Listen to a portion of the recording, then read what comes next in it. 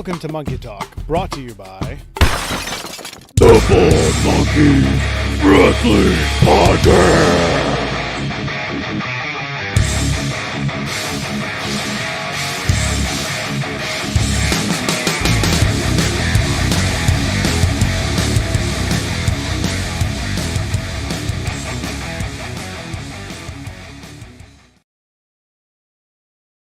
All right, now we are live. Now we are official. We're back. There's tons of people in the chat. I don't know what we're doing anymore, but somehow Monkey Talk is back. Yes. For one night only. I'm going to tell you that right now. For one night only. We're doing this just for these two guys down here. CEO Matt Griffin, the voice of Action Wrestling, NSCI, Scott Hensley. Thank you guys for joining us. We're back for Monkey Talk. I see Val's in the chat. Donald, my buddy's in there. Landon, Skin the Cat. I see Jonathan Miller. We got tons of people already here talking. We are going off the rails tonight. We have no format as usual because Matt told us we're not allowed to have one. And I see hate that. if you have a format, you have to remember things. Like we did a podcast. I did a podcast the other day, just me and one other person talking about action wrestling, and Tim just asked a bunch of stuff, and I would talk for about it seemed like 15 minutes, and then he asked another question, and then we're pretty much done. So I need a format Friday. What do I need one tonight? We got time for 4 questions, guys. Four questions. Okay. Yeah. We better break out the good ones, Christopher. So let's just get right into it for Friday, because you guys aren't telling us what's going on. You guys, it's a mystery show. It's a mystery show. It's a mystery show. Love the theme. Scooby-Doo. I saw the Mystery Machine actually made an appearance with the Street Team this week. That was pretty cool. Yeah. Street Team on Twitter, they put that out. Street Team ran into the Mystery Machine. There's a few that are around the Atlanta area. I used to see one all the time over at State Farm Arena that was parked in the CNN Center, and I've got a few pictures of it. Just a random ass van with the Mystery Machine logo. And I was a Scooby-Doo fan as a kid, and when I thought of, all right, let's have a mystery show, and I mean, the whole idea just kind of, well, that was it. It was A to B right there. I was like, okay, that seems simple, because we did this once before. We did have a mystery show 2 years ago. That was, as you recall, a lot of fun. Yeah. And a lot of surprises. Yeah. Yep. I think this will be a lot of fun, a lot of surprises. I'm not the biggest fan of doing match previews anyway, so not being able to do match previews is kind of a nice byproduct to do the mystery show. So when you guys are planning the mystery show, though, so there's 2 minds that go into action wrestling, maybe more. There's more than 2 minds that go into action wrestling. Dylan's not with us, and I know there's some other people that give feedback too. But how are you guys starting to figure out, okay, we're not going to tell anybody what's going to happen. We're just going to find these great surprises and just do them. Scott, do you just come up with crazy ideas and pitch them to Matt, and Matt just looks at you and goes, "You're crazy. We can't do that"? Is that basically the gist of it? Pretty much for my feedback on action, yeah, that's how it goes. But Matt always comes up with something great. I love going out there, and the last time I went out there without even a format, because I was like, I see some of these guys here, I kind of know what's going to happen, but I'm just going to go out there and just do it without a format, and I'm going to be just as surprised as anybody. So, first question for that, Scott: does Matt just hand you the card right before you're going to the ring? No, there was no card last time. I'm not talking about the whole show. Just for that, here's that match. But Chuck, let me answer that. The way it usually happens is Scott asks me about 4:00 if we have a lineup, and I say, "Get me later," and he does it a few more times, and then at 7:15, I finally give him a format. This is for every show, so he can run around to everybody and make sure he's got their heights and weights and hometowns correct. So usually about the 3rd or 4th time is on a regular show is when he gets it. So, I mean, literally, if it's a mystery show, all he has to do is say the following contest some musical play, and then he waits and sees their face, and it's like, oh, it's this person. And he hopes that he recognizes the music. Yeah. Yes. Yeah. I have been at a show, not an action show, but I did a TV taping thing years ago in Nashville at the fairgrounds for a company called Saw up there, and they had guys show up. It was this long TV taping. It was like 30 matches or something, and I'm in the ring, and this music plays, and of course I don't know anybody's music, but this guy comes out, and I was like, I have no idea who that guy is. Like, I had not seen him before. He was not on any of the formats. So I just stand there and he comes to the ring and I'm like, what is your name? How much do you weigh? Where are you from? And he told me, and then I just announced it like I knew who he was. But I mean, you just roll with it. Scott's just like, and here is this guy. You just hand him the mic. Just introduce yourself. Yeah. Yes. Grab the mic. It's far grab the better mic. than at sometimes, you know, the wrong thing or wrong winner or wrong person has been announced because the person wasn't actively in the moment. And that happened on our show not too long ago, where I had to run up to the ring announcer and be like, "That's not who won the match." Mm-hmm. Like the ring announcer announced the wrong person? Yes. They announced the wrong winner and wrong decision. And it's like, you're here. You just saw it. I saw that it happened. I don't know. Well, Matt, I never even ask like what a finish is, because I want the referee's decision from what actually happened. I don't want to look dumber than I already am. You know, I want to actually get the actual response there. So you genuinely look surprised most of the time, Scott, over there. You're generally over there. This is okay. So Scott's go-to, if you guys haven't been to an action show, is he takes the mic and he'll get the crowd going by, you know, he can't clap because, you know, he's obviously holding a mic in his hand and his cards. So he's out there just going. That's right. He's conducting the crowd. It's excellent. It's excellent. He's getting the audience going. You need that. I mean, they do it on TV shows. I mean, they literally have a sign that says "applause, please." Yeah. Well, you don't need that in Tyrone. You don't need that at the Action Arena there. True. Matt, 5 years. What's it been like building a fan base, building a story, building a action wrestling? You know, it's 5 years. Congratulations. What's it been like? What's the highs? What's the lows? Thank you. The weirdest thing about it is just thinking back like to the first show, and it's like, you know, when people see an action show now, there was nothing. It was a ring, and the entranceway was just this black covering with a couple posters taped on it, and it was just so shoddy compared to what we have now. And it's not like we're high production now, but we have some banners and graphics, and we're able to go live, and it's just I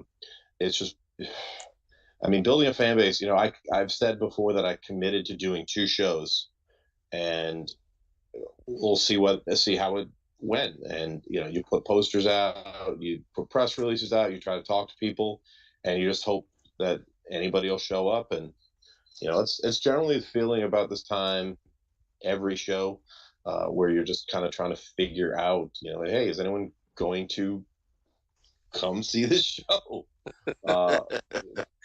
The highest highs are when we had, for example, this is before the Bald Monkeys were involved, but the Eric Royal Matt Sells match, which is the last show right before we had to shut down for COVID. We had Eric Royal put up a $2,500 bounty against Matt Sells' hair, and I literally hired a wrestler. Like they were paid, and we're going to be involved at some point in the future, but their shoot job at this show was to guard the $2,500 in ones that we had, because we had a case with $2,500 that people could come see and see that was legit money, just like the $1 million sitting at the Golden Nugget in Las Vegas. And then I didn't just, you know, get some scissors and some hair clippers that you can buy off the shelf. I went to a barbershop in Tyrone, and I got the actual, like, hair trimmers, the real barber stuff. And I just had a whole bunch of, hey, I think he gave me a smock and a whole bunch of different real things. He's like, yeah, take all my extra stuff. And I'm like, I'll mention you and you, blah, blah, blah.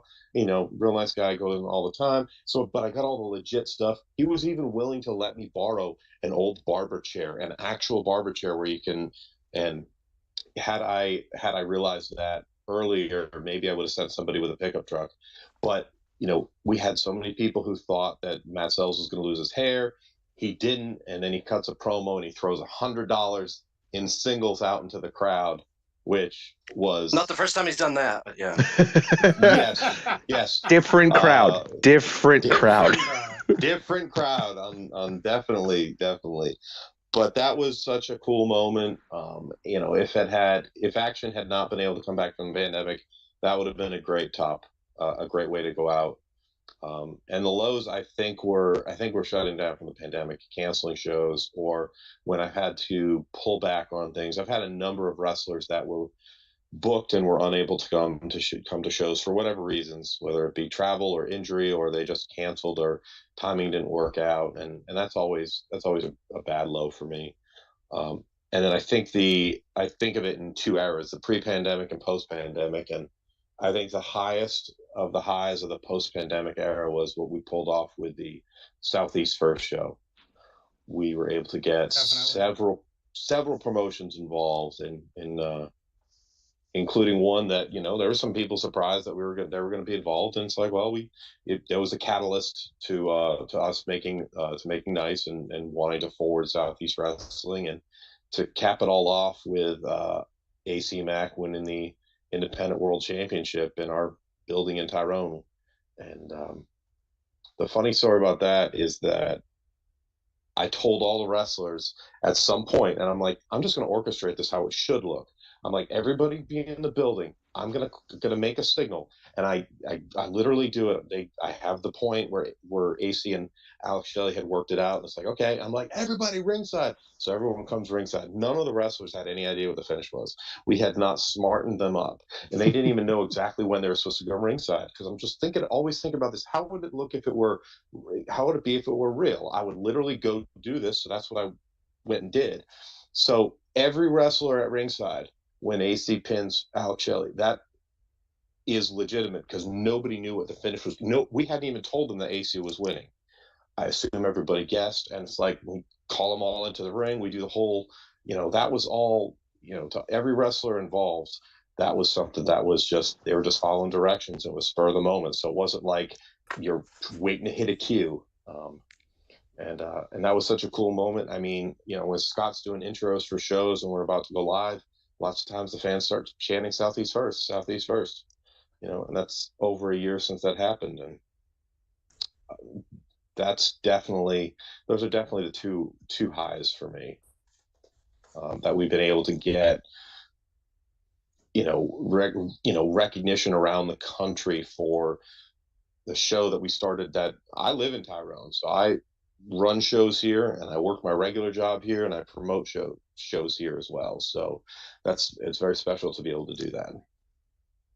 Now going all the way back to that first show back at the end of April in 2018, you talked about you didn't know what the crowd was going to be like. What was your expectation to continue on to that second show? Like, how did you have in mind how many people you needed there to get to go to that second show and then to go to that third show? Well, the biggest thing that there is, and this is from a lot of promoters, it's very necessarily not. Scott and I deal with this with other people all the time. There's a lot of people who aren't promoters; they're just people who run shows. They don't have any backing. They don't have any money in the bank. They don't have the ability to not pay off the door. I mean, there's so many people who are probably going through me and Scott's minds who are just exactly like that. And I showed up at the first show with everybody's money in an envelope. So no matter what happened, even if I did have a couple sponsors that I was very happy to have. I did have pre-sales on tickets, but if there was a loss, it wasn't going to be taken by the wrestlers. Everybody was getting what was negotiated beforehand. And So that's financial game plan is very strong. I mean, I figured if we did at least 100 people, then that would be something to build off of. And I think we did about 140, 150 for our first show. Looks full because I didn't set up chairs that weren't going to be sat in. Plenty of shows where you'll see, 100 or 200 empty chairs, and it's like, why'd you take the time to set those up? Instead of setting up, 7 rows, why don't you just set up 3 or 4? And so we scaled the building so it looked full. And the biggest thing to me was that they were loud for the first match, and they were continuing to be loud through. And I'm like, all right, this is a good feeling. Let's hope it carries through the night, and it did. And it really did. And that's, we have some people who've come, we have some people who come to one show, some people who come to every show, and regardless, it's just, they helped move this forward 5 years. And like you guys being great supporters has been a huge help. Christopher, I've had at times, Chuck, to Christopher's like, what do you need? And it's like, well, here, dude, it's literally, I've got to go do something else. So it's like, okay, perfect. I can pawn this off, do this. And then I'm literally running away. I saw that in action when I went to my first action show last October, when Bobby Flacco's bike all of a sudden started leaking. And Matt's just like, Chris, yeah, go out. And the 3 of us, me, Chris, and Jimmy, and I think someone else was helping us too, I forget. And we're just trying to wipe up gasoline from the floor so that no one's slipping, so that it's not dangerous, and trying to clean it up like at the snap of a finger. And it was awesome. I was like, yes, I'm here. I'm part of this. It's wild. I've been able to and shout out to Chris in the chat. Chris, friend, I was able to involve him. We did an injury angle, and I came up and involved him because I played off of his emotions, and instead of doing the what happened, is everybody hurt? Oh my God, I just go real subtle and I just ask him, what's happening? Why isn't Fred moving? What's going on? Why is it so quiet in here? Like, I did not see, which I really didn't see. I knew it was supposed to happen, but I didn't have a good sight line on it. Like, what's going on? You involve people in the show and make it, whether it's something like you guys did as workmanlike, or it's something to help just further a little bit. It's very interactive theater, I think, let's say. Very interactive. It's not like you're watching a stage show or a play where you have to sit very quiet in the audience so that everybody can do what they're doing on stage. Mm-hmm. Yeah. I tell new fans all the time, like, look, you can cheer, you can boo, but if you're booing and Liam Gray and Adrian Alanis are coming around that corner, they're not walking past you. They're going to stop, and they're going to talk to you. They're coming to get you. Yeah.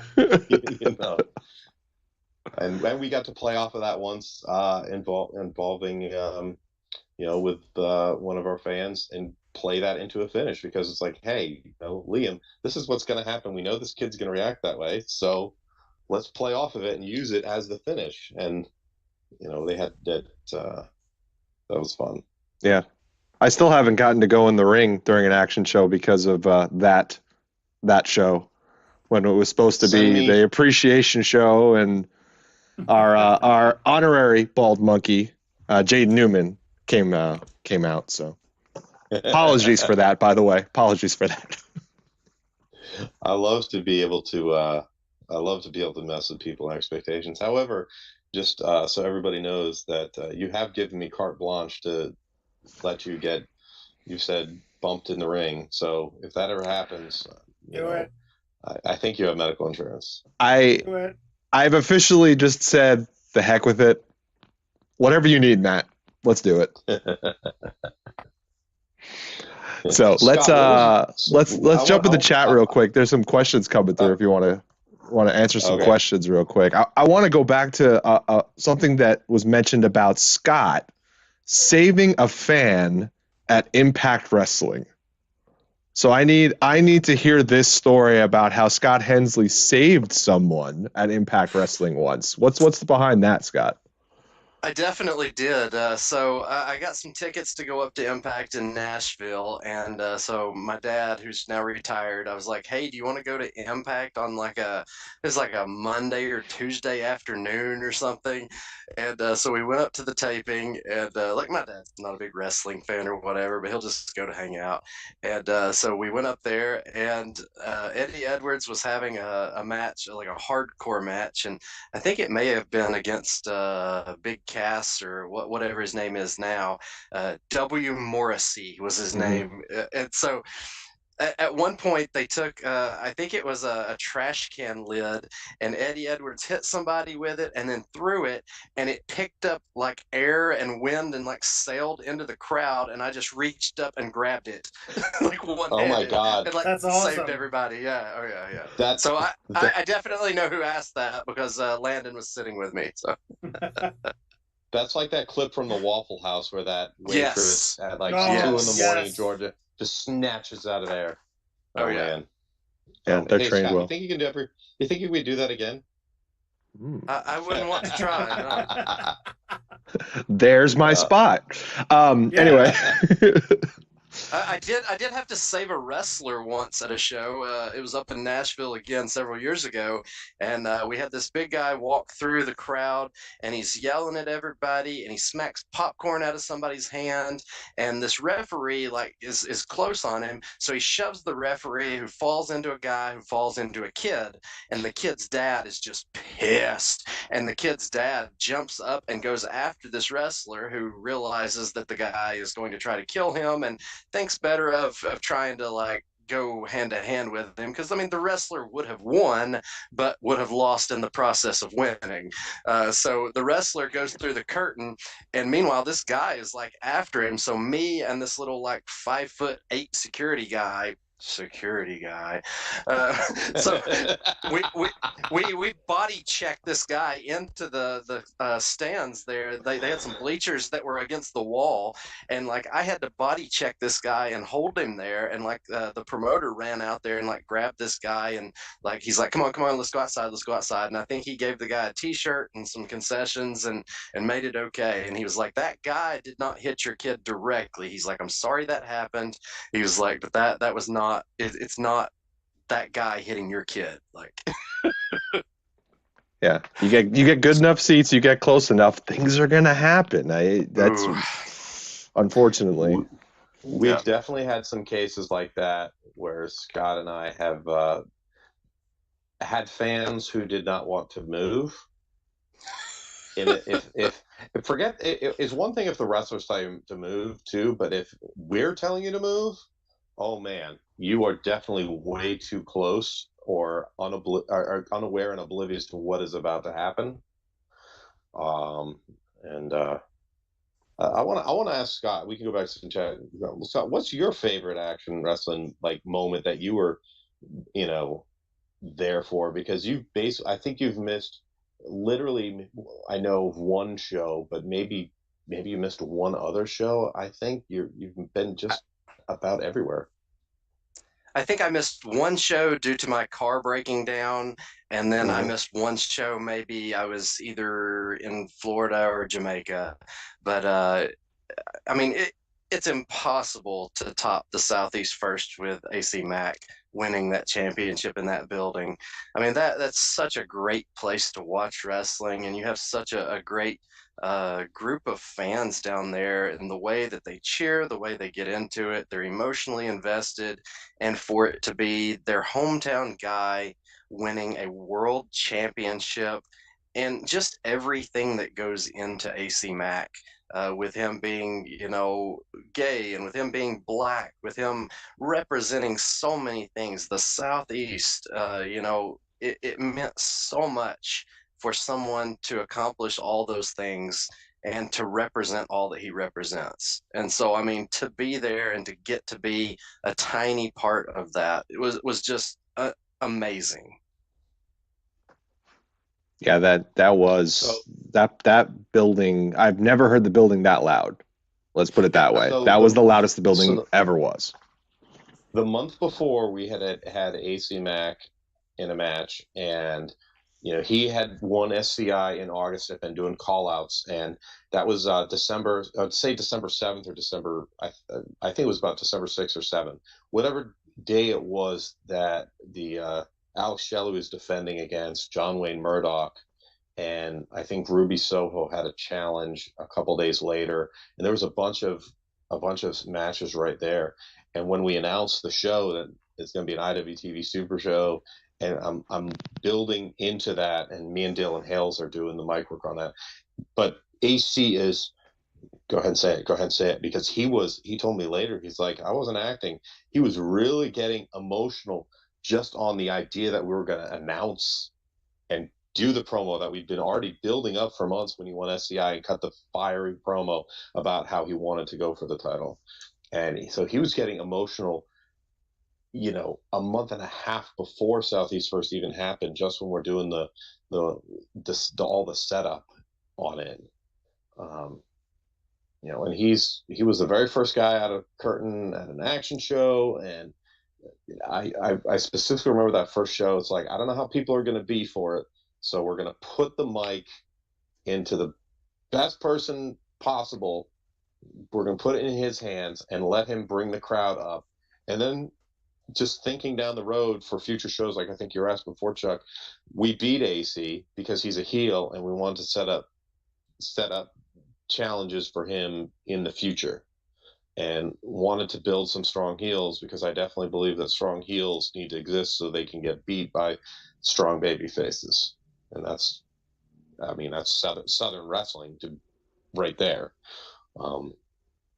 So there was a lot of emotion on a lot of those shows that were, even though it's a work and it's choreographed, there's a lot of real emotions that are going on in that ring. Everything's real to me. And Mac is a guy that's really special to me, because he is so talented, but he's also a guy that I feel like he's sort of one of my wrestling kids in a way. We're not probably that different in age, but at the same time, like, he's one of those guys that I watched come up from being a guy that had very little experience and exposure, and that I was able to provide a platform for, and that I feel like I've been able to help over the years in giving that platform to. The first time I booked AC Mack was actually in a carload with Austin Theory. And I booked Austin Theory, and I told him, I'd love for you to bring up a WWA 4 carload, whoever you can get.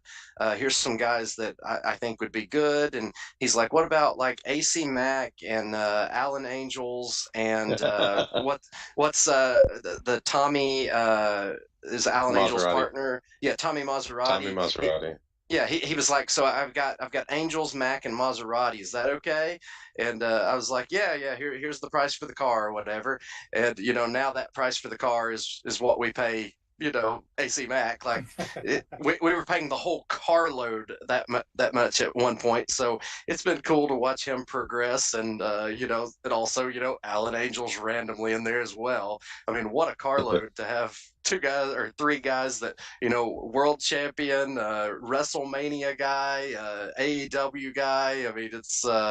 It's not a bad carload, but that's the really rewarding part about investing in some of these young wrestlers. And Matt at Action has always been great about doing that. And now he gives so many opportunities at Action, but there's also Action Next Up, which you guys are a part of as well, and we really appreciate that. But Matt remembers being there. He remembers being in a spot where you're just trying to earn opportunities, and it's so hard. And with any kind of job, it's like, oh, you can't get the job, you can't get this experience because you don't have experience. And it's like, somebody help me, let me get a foot in the door.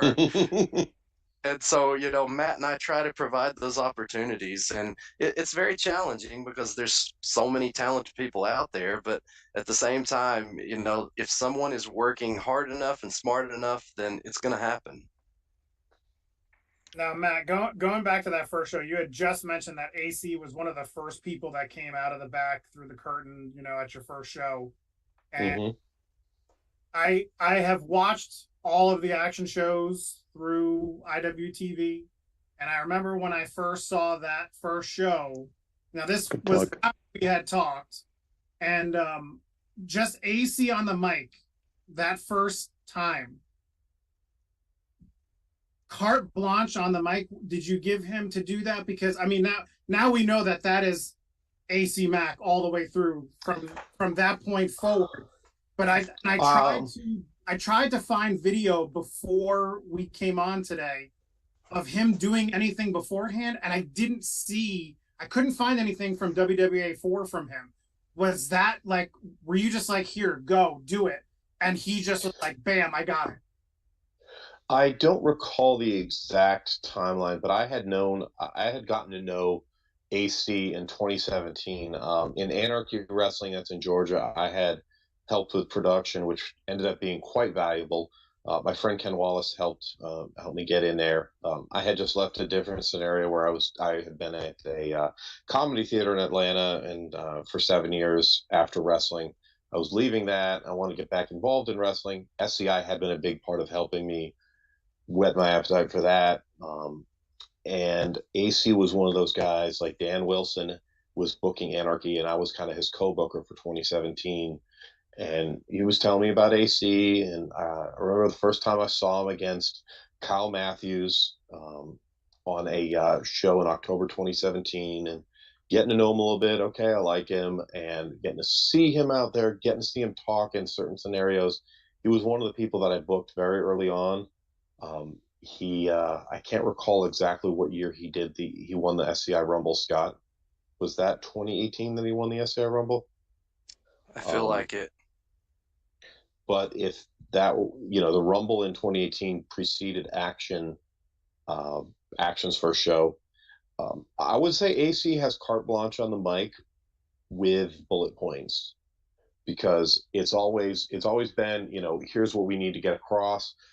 Give him the ammunition he needs to do it properly.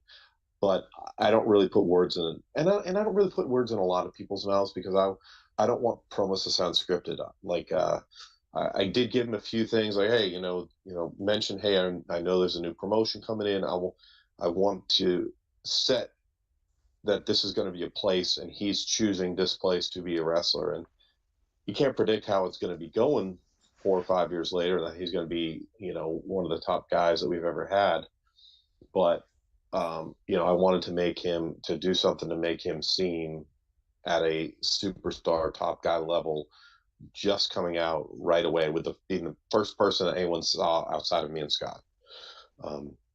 So he definitely does have carte blanche, just with getting story stuff over.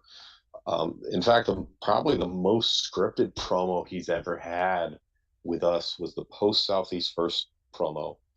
And that was just because he had to start setting the table for what we knew was coming, but it wasn't there yet. Uncharted territory in Chattanooga. And he needed to go. There was a lot of specific things that needed to be said, and he killed that promo.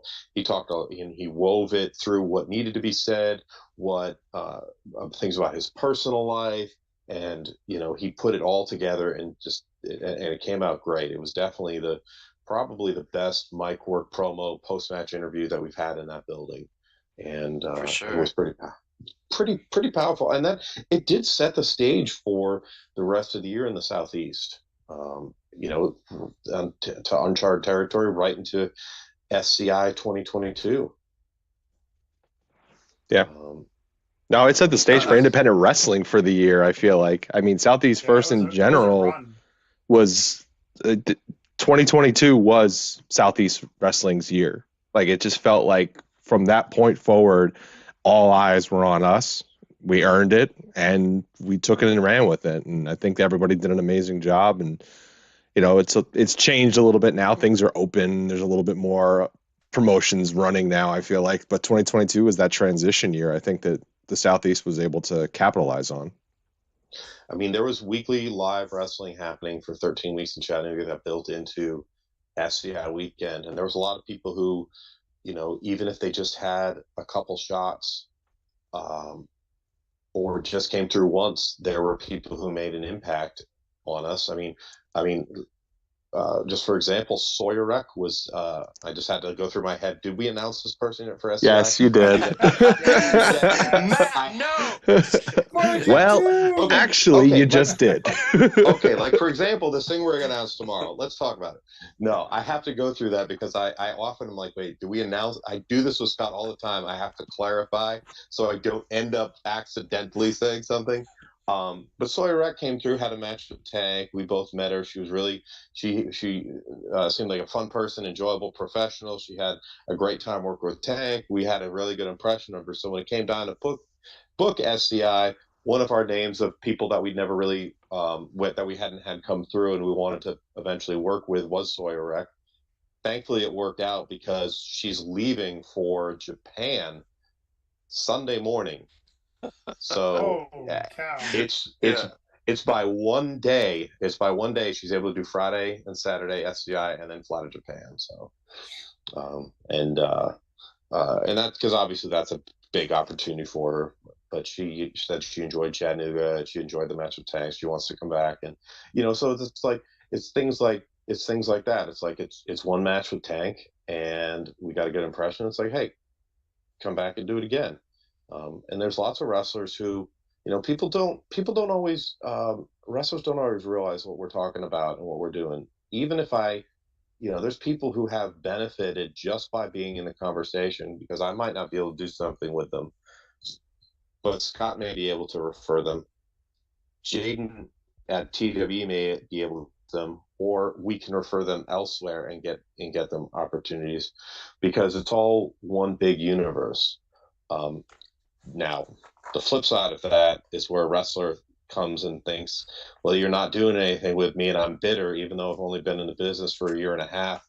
You're sleeping on me. Okay, well, I'm going to have to tell my partners and friends that you were kind of a shithead. Or, sometimes I've literally had people on a list of I would like to work with down the line and cross them out because Scott can absolutely testify to that. Oh yeah, you can win us all over, or you can piss us all off. I mean, Action cat. When it's nice. I've really appreciated the way that Action has been sort of complimentary to our universe with Scenic City, and Matt with Action and everything. I mean, Dylan Hells is a guy that has helped both of us out tremendously behind the scenes, but I would say Dylan helps with as far as like talent choices and booking, and I would say Matt is the business guy. Matt was really instrumental in taking some things off of our plates, such as like before Matt came along, like Dylan Hells was handling all the tickets like manually. Like people would send Dylan PayPal money and Dylan was keeping up with all the tickets, and at one point like his PayPal got frozen and it was like we were all having meltdowns, and like it finally worked itself out. But Matt came along and was like, no, it's easier than that. We're just going to set it up online. It's like, thank you, Matt. But go ahead. Oh, I was gonna say it's something that I can do because I'm not in Chattanooga. I can't go hang a poster like Scott and Dylan can, but it's something that I was able to do remotely down here from Georgia. Yeah, and it's been a wonderful relationship, or at least I believe it has been. I hope Matt would say the same.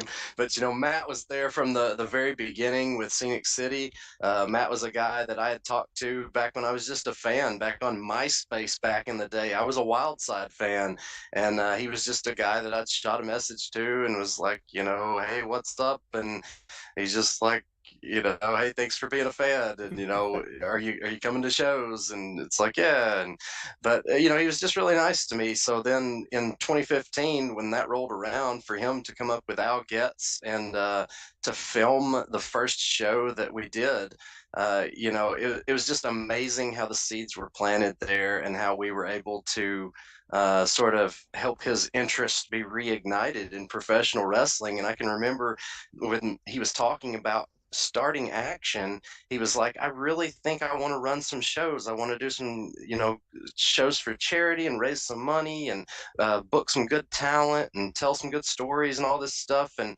I was like, yes. I was like, use these pictures from our schools, and I'm like, you're a part of these events also. Like, piggyback off of us. And even to this day, we piggyback off of each other. And Matt is a guy that you work with people, and some people just wear you out, and then some people like I guess like reinvigorate you, and they inspire you to do better. And I put out a tweet this year about how hard Matt has made it to book SCI because he does such a good job at Action.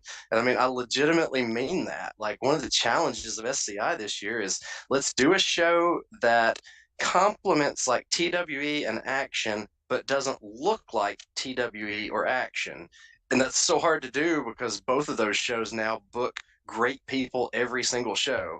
So, I've just really appreciated that. And it's been amazing to watch Action grow, and, to have those listings in PWI magazine and stuff. I mean, it's awesome. So booking that, like you said, booking SCI that it doesn't look like. I have to ask, what is going on this year with the names so far for SCI? It's every time I think I understand where we're going, and I'm like, okay, all right, this makes sense. Right turn, left turn, Sawyer Wreck. Yeah. Timothy Thatcher Mike all of a sudden Jackson. just shows up out of nowhere. He's challenging whoever's Calling showing up somebody tomorrow. You're What? telling us, yeah. What is going on? So, Well, go ahead, Matt. That's part of the wildness of it when you have this tournament. And Scott, I didn't create SDI, and I wasn't a founder. I consider myself a steward of it.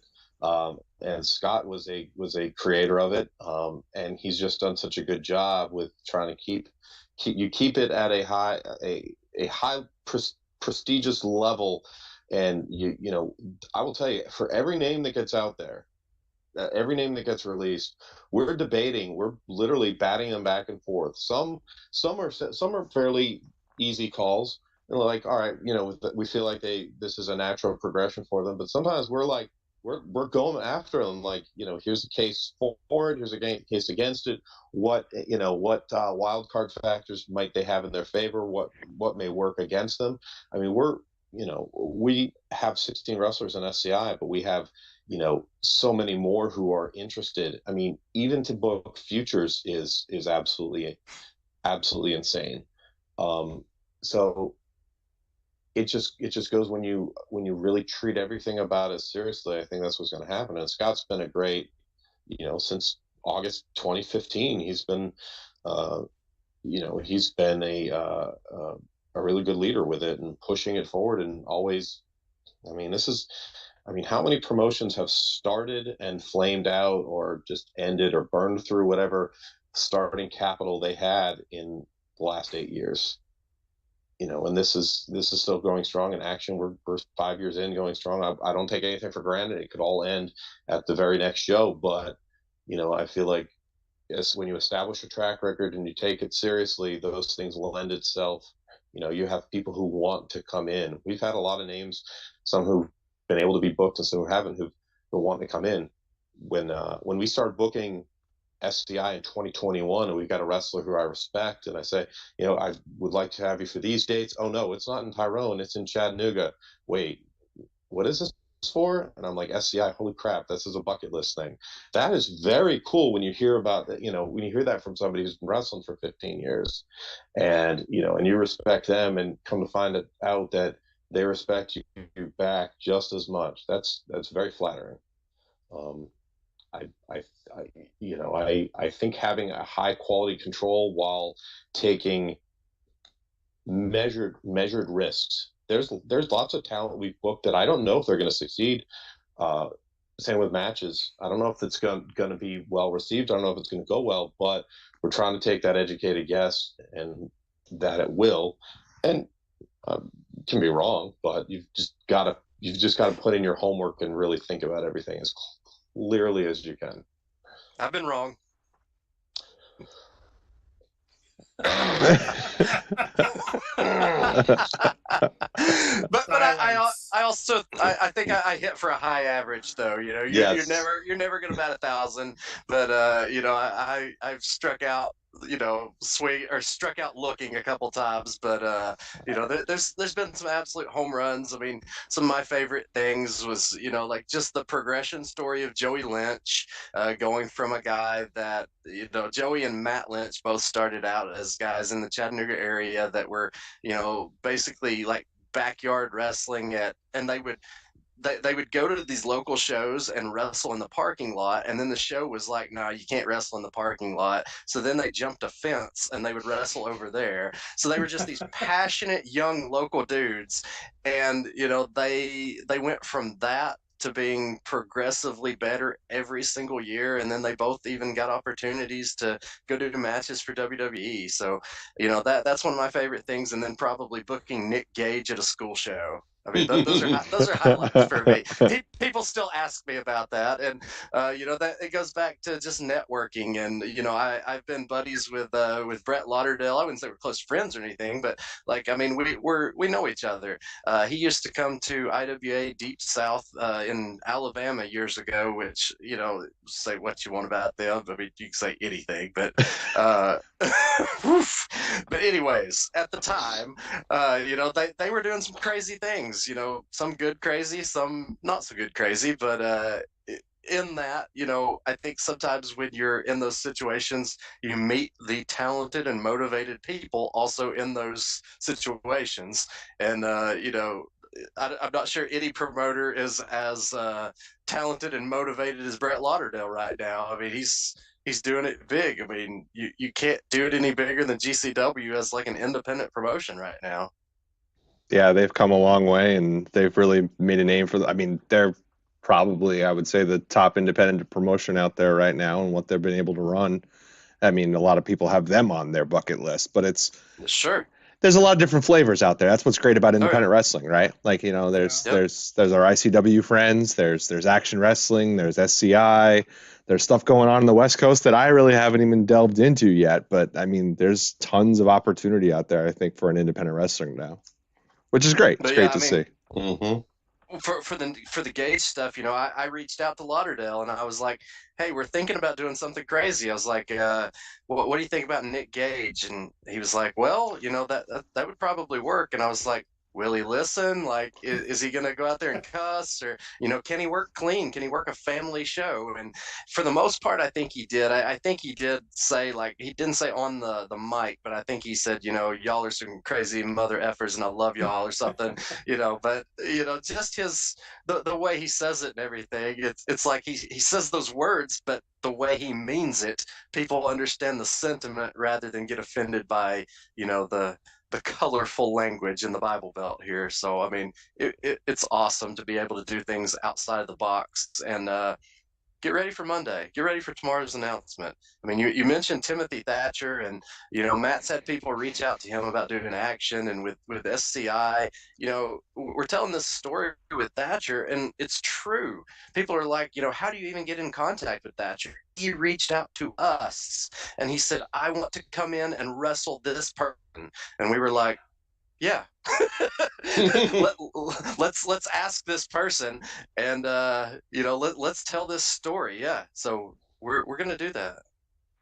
That's too cool that you guys are seen as a place that people can kind of craft their own story with, you know, within the world that you guys have built. That's a really cool environment you guys have built that people are comfortable enough to just reach out and even ask that question. So And Yeah, that's I mean, something that go ahead. that's something that I always wanted to be involved with. If I was going to do wrestling and I was going to be able to do it right, I always wanted to push everything. I wanted to do it for the secondary audience. You know, you have your first audience is who's buying tickets, and so many shows, unfortunately, in the Southeast. I mean, I'd say 90% of them. That's who they market to. Is the people who pay their $10 or $15 for a ticket and come every month or two. I wanted to I wanted to run shows that would market to that, but then the secondary level, the people who are reading stuff online, who are watching stuff online, uh, with IWTV, I had already had familiarity with IWTV working at Anarchy Wrestling in 2017, and that was real easy, see the future, what that would become I did suspect that would be a big deal. It wasn't a big deal at the time with Powerball on TV, but it grew. It did the right things, and they had um, they had a lot of good momentum, and we jumped on that train right away. And I really wanted to tag that because we have people. I mean, we have a fan who's coming in from Germany for SCI. We've had fans who've come over from England, from Canada. We try to track as many states who are coming in from the United States, and we have people who are coming in from all over. We have people who fly in, um, and that's just a huge compliment. So it is a pretty important thing. If Chuck So, books his flight, he should be flying in. But yeah, A couple years ago, I'm gonna be fine. we literally had thousands of viewers for the SCI that we did at the TWE Arena. So I mean, we're going back there this year. It's much more of an intimate space. You don't get the spread outness, if that's a word, of the high schools.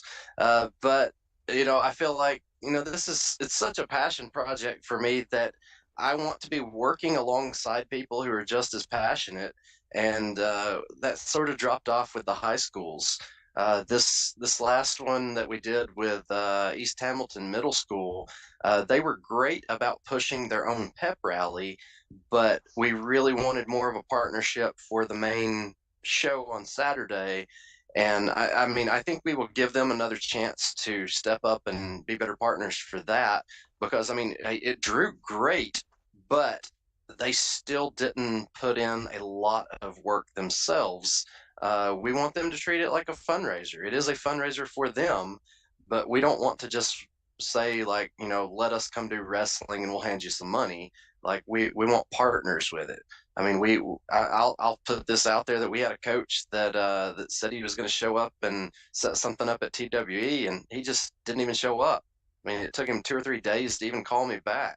So I mean, stuff like that. I mean, it's frustrating. So to be able to have a place like TWE where we know we have passionate fans, where we know we have production value, and where we know that people really appreciate good wrestling, and it's going to be amazing to be in that small of a space. And I remember being there when AC Mac won, and just feeling the electricity there. So I'm really looking forward to feeling it again. I think there's a lot of people who are coming to the Chattanooga area that are really excited that we're going back to TWE. Every seat in that place is just, you're part of the action, and anything could end up in your lap in that arena, and it probably will, especially with some of the entrants you guys have already announced. Yeah. And I will say, like, to piggyback off what Scott was saying, it's something I deal with action. People don't understand, fans at times, and wrestlers, and people who are just watching on Twitter. They don't understand how hard this shit is. How sometimes how tortured the decisions are.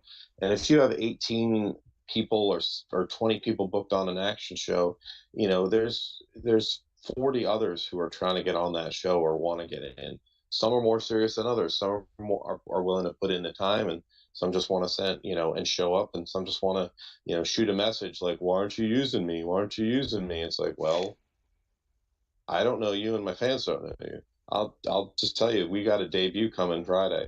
You know why this person's debuting? Not just because they're easy to work with, but our fans demanded them. So that means they have put the time in to build their own fan base and to do quality events. I'm not telling you, Chris. I'm just thinking. I was about to ask too. Who is it, Matt? Yeah. I don't want you to tell me. I want to guess. Oh, shoot. I don't think Scott's. But wait, person. Am I booked? Bring your gear, Scott. Bring your gear, Scott. Okay.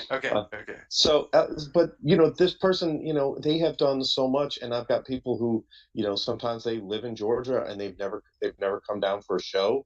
Or the uncomfortable part is sometimes where somebody is not ready. There are people, Scott and I, we've talked about. It's like, they're great people. I wish they were better in the ring, and because we have a very high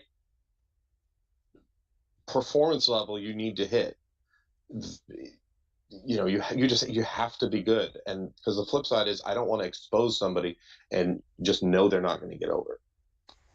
It's tough. It's so hard. And those are just creative things. I mean, you're dealing with I had a high school show scheduled and I thought we were going to be announcing it, and it just evaporated, just went away. And there's reasons that I won't get into, but it's like I was about ready to go ahead and order the graphics and start getting the stuff set. We had the date held. I was gonna be getting the insurance, and thankfully there's some of this stuff that I hadn't done yet, but people don't understand how hard it can be to do some of these things, and then it's so easy to just to just go ahead and just poo poo everything. And it's like, well, all right, but you know how much work we put in to get to this point? I mean, it's unseen because nobody really wants to read, our promoter woes posts, especially not wrestlers who want to get on shows. Oh, well, you should use me. It's like, okay. And to anyone who there's some people say, oh, well, you should use me. I really just want to say, hey, all right, who in this locker room are you better than? Who are you better than? Who are you gonna replace? You go tell that person that you're better than them. You deserve to be, and you've done the work, which you haven't. You've done the work that they haven't done, and you get to take that spot. You go tell them that. And people, it's just so easy to ditch on promoters, but this shit is so friggin' hard. Do you have any idea how much? I mean, even though Scott touched on it, that's not even like a full accounting on the issues we've had trying to run SCI in the last year and a half. I mean, I've had, I almost feel bad because I've had a bit of an easier time with action, but there's still stuff that's so difficult. I've had 2 shows this year that were just, I feel like smash successes, both creatively and attendance wise, but I had bad stuff come out of both of them. And it's like, I've got to figure out how I can recover from that. And that's not stuff that's in front of the camera, it's behind the camera. And nobody wants to hear about that, but you've got to figure it out. So being a promoter is hard. I do suggest any wrestler who does want to bag on promoters, run your own show. Everybody, and I mean, you can have great shows. I mean, I've heard of great shows that go on and then wrestlers leave and they left without an envelope, and that envelope doesn't come for a couple weeks. Literally, they don't get paid for a couple weeks. It's like that's horse shit. And so there's just the fact that we've been able to do this at a good level. I'm very happy that we have high standards of. I hope we have high standards of integrity. There's plenty of people who don't like me and Scott, and that's fine. There's plenty of people who don't care for the way we do business, and that's fine. But they're also not doing what we're doing. Yeah. So, soapbox, standing off of that. No, it's good. It's. I mean, I usually hear most of this stuff through chat with Matt, and I hear for every 2 great things that are going on, there's probably 8 things he had to overcome to get to those 2 things, right? Like it's a situation. It's like, here, look, this is the great product we've done. You have no idea how I got here. You have no idea what I had to do to get here, but enjoy. And you know what, that's you don't want people to pay their money to come in or spend their 2 hours watching on IWTV and feel like it was a good investment of their time and money. Nobody really wants to hear excuses. That's why I don't really like to publicize stuff on it. And on the flip side, there's been stuff that Scott and I have done that we haven't been particularly happy with, and then somebody will come over gushing, I loved it. Like we had there's been times we had matches. I'm like, that wasn't what I wanted, or I'm disappointed, because that's what's in our heads. But if somebody comes up and says, "Oh, I love that match," I'm not going to talk them out of how it was a good time. I'm glad they enjoyed it. It's it's varying. We only get one shot at this. This is not like we're running Shakespeare and we got 2 months of rehearsals, and then we've got all sorts of different dress rehearsals, and it's fine tuned. Sometimes, I mean, like if you watch the Eric Royal, The Life of, you see me run up to Eric Royal. Dom Garrini is already ringside with Kevin Koo for his match. Dom is going to get into the ring. Eric is going to put his stuff on. The first time they meet that night is when they're in the ring. You roll with what they have. And I had people say that was a really interesting match. And it's like, well, here's why. We had some trans difficulties, but they're two friggin' pros who put themselves knowledge-wise and education-wise into this position to be able to go ahead and call a great match in the ring and have fun and give something different. So it's there's always some things you have to overcome, and it's we're trying to do the best we can without incredible budgets, and trying to keep our costs reined in as much as we can, because we're not about to charge $40 front row for SCI. It's not happening.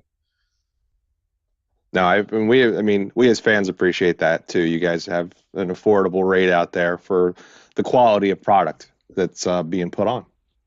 So speaking of, let's talk about Friday. Let's talk a little bit about SCI, and then we can let everybody hit the road tonight. I know it's a Sunday night. We got to get some rest. We're back to work week.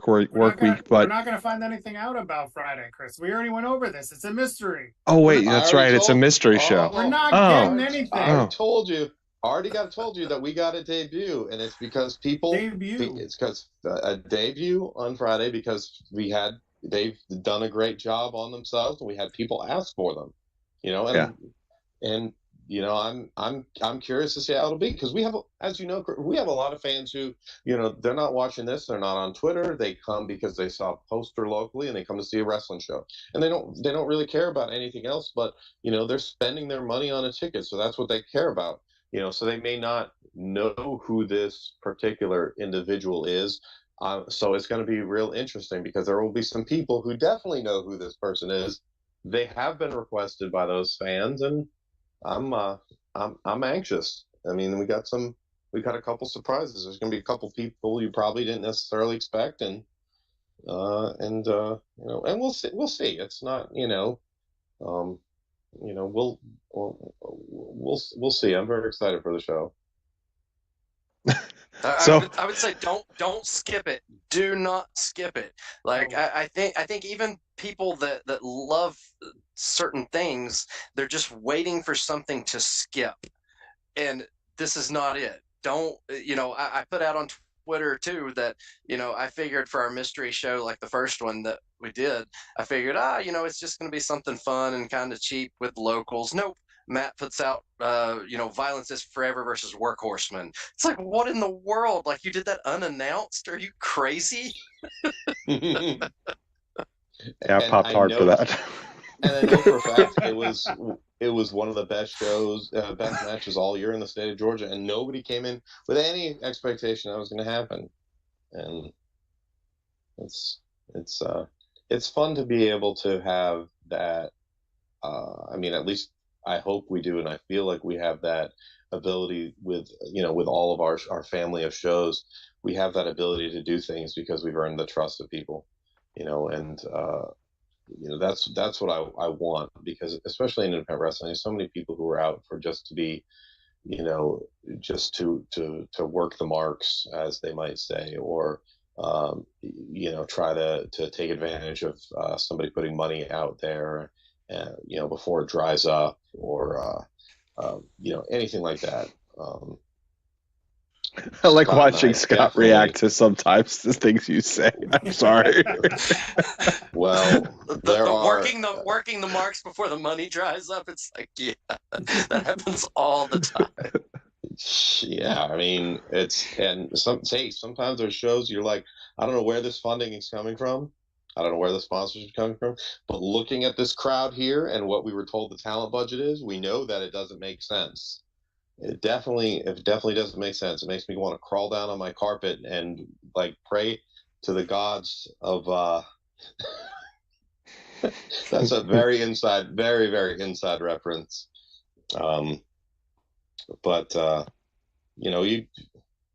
We've tried to maintain as much integrity as we can realistically, and hopefully we have it. And I'm excited, whether at home or coming live. I hope Friday night's going to be fun. So we are live this Friday, right, on IWTV. So tune in for that. What time? I know we're very punctual usually at the Action Arena.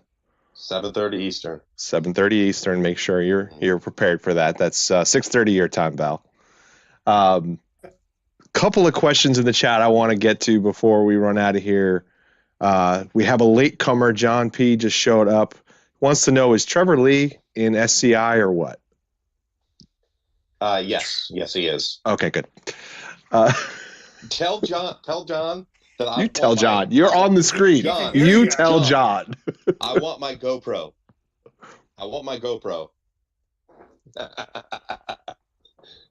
There you go, John. He wants his GoPro. And I did want to ask.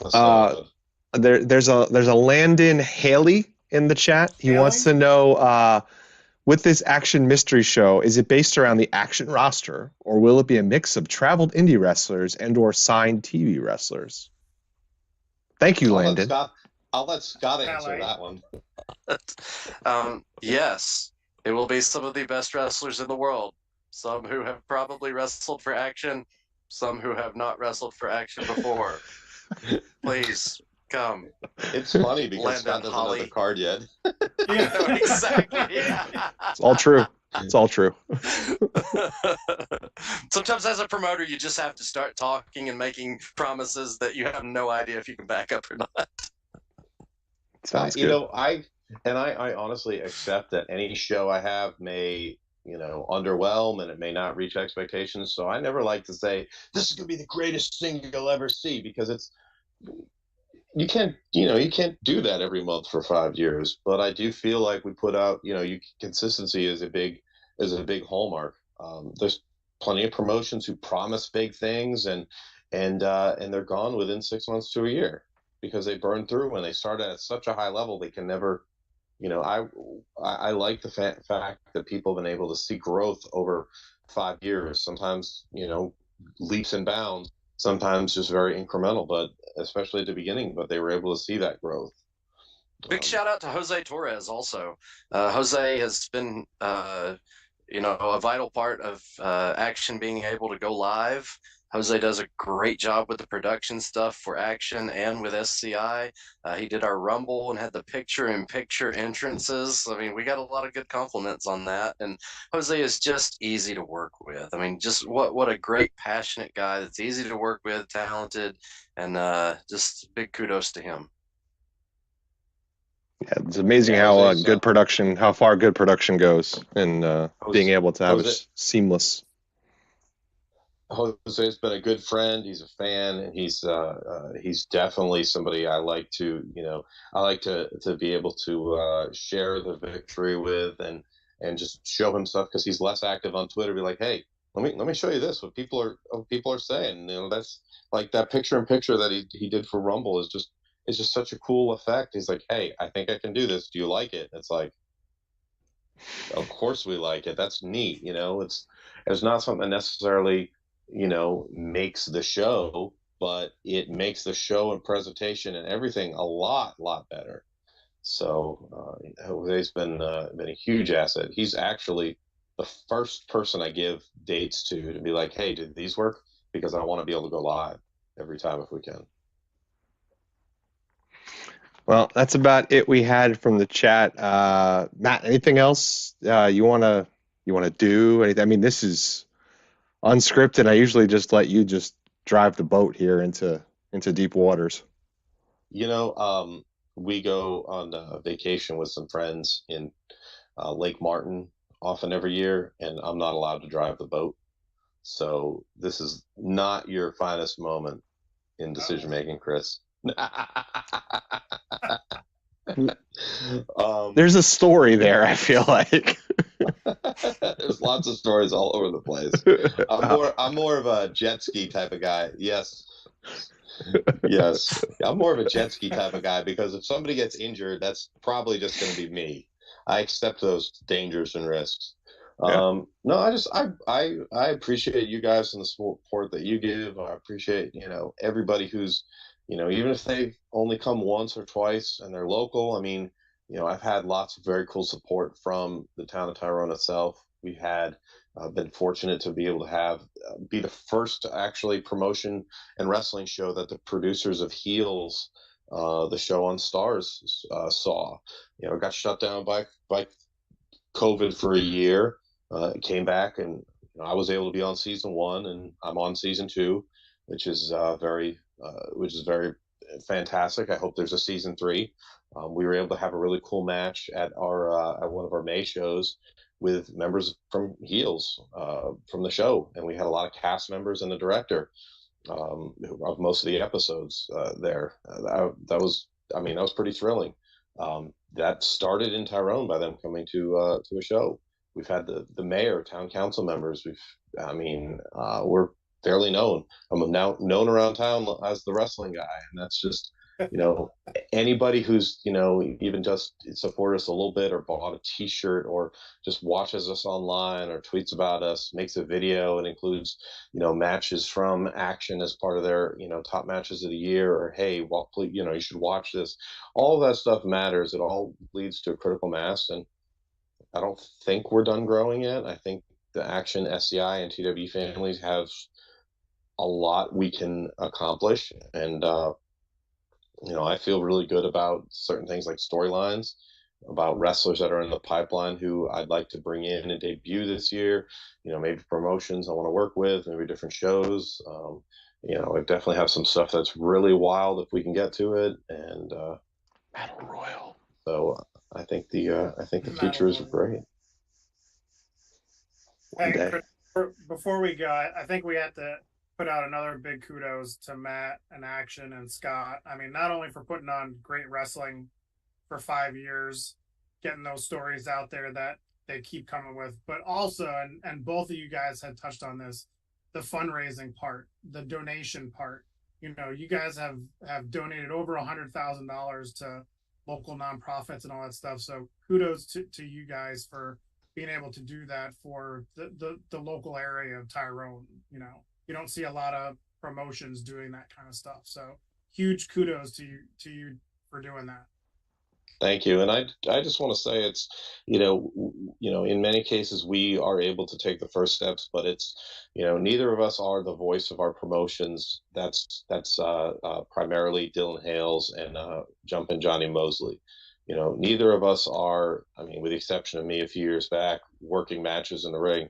We have so many talented wrestlers, some who we touched on and some who we haven't had a chance to discuss, but, they're the ones who are out there putting out the product, and they have a lot of trust from us, and they make it pay off.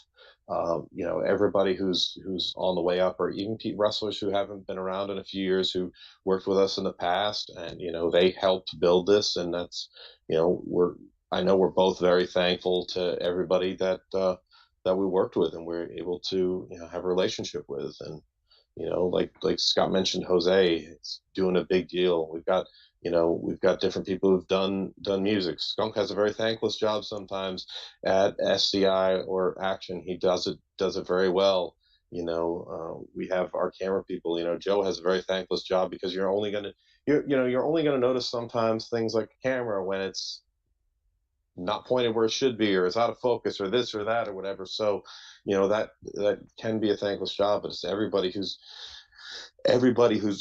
making this a big deal that we're just accepting the credit at this point, I think. And but it's definitely appreciated. And like I said, you guys have been some supporters, coming to shows, talking about us, interviewing us financially, and that's a huge deal and very appreciated as well. Thanks for having us and allowing us to be on this fun ride that is independent wrestling for the last, what's it been now, Chuck, 3 years or something like that? We've been on this ride. We missed the first 2. We apologize for that. We were a little late. Yeah, yeah, something like that. 3 years. That's what drives me crazy when I see people talk about how much they don't like whatever show they're watching on weekly TV. I'm like, there is so much out there. And if you don't like Southern style wrestling, if you don't like Action, SCI, there's so much on which I get. You might not like our stuff, but we got friends. ICW, we is a totally different style than anything we're doing, and we're friends with Danny, with Struggles and that whole crew, and they put on entertaining shows, and it's diametrically totally different from what we're doing, and we enjoy that. Like there's shows out on the West Coast. There's There's so many things out there that are interesting to watch and to get into, and you really get to see somebody. It's rewarding. Took my son and family. We went to a AAA game a few weeks ago. Some of those players have been playing for the Braves due to injury. We just saw them in AAA a couple weeks ago. It's very neat when you can see the same with wrestling, and because you're not going to go meet somebody at a merch table at WWE or SCI, but you can do it you can go do it at one of our shows. What did I say? WWE. WWE, but you can do it at SCI. That's it. Yes, I got you. I'm about to turn back into a pumpkin because I've been going way too long. Well, we appreciate the time. Congratulations again on 5 years. Really excited for the anniversary show. Congratulations on what looks to be an epic SCI this year. Just the amazing participants so far, let alone there's still more than half left to fill out. So tuning in tomorrow is the announcement now for SCI. Yeah, we have an answer from the person he challenged. Okay. That'll be posted up around 7, and then we'll probably have a couple more announcements throughout the night about whatever the response there is, and so just stay tuned. It's going to be a wild ride. Awesome. Well, thanks everybody who's hung out in the chat tonight. Tune in Friday to the anniversary show on IWTV. Book your flights now, Chuck, and get to SCI as we hit Chattanooga in the TWE Arena coming up. Remind me, July. What's the date? Well, TWE kicks it off July 13th, Thursday night with The Night Before, which is the night. But don't sleep on the night before because that is something else when getting into SCI.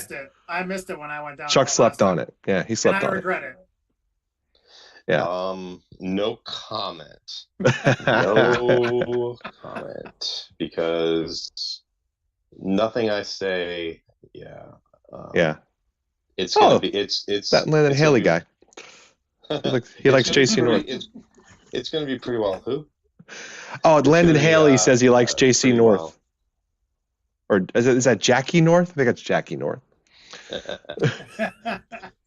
And then Friday, July 14th will be SCI Night 1. Saturday at 2 will be the Action SCI Futures Showcase Tournament. And then Night 2 will be at 7:30. We're very interested. We're very interested to see how it's received. I think it's going to be great. Can't wait for it. Thanks everybody again for tuning in. It's been said a lot over this podcast, but get out there. Go see independent wrestling. Go support something local. Go find the flavor that you enjoy. It doesn't have to be this one, but it could be. So don't take the 2 minutes to write the bad tweet about what you hate. Go take those 2 minutes to find something that you love. Yes. I like that. That's good. We're going to end on that. Have a great night. Thanks for tuning in. It's been fun to be back for a little bit. Later, everybody. Thanks.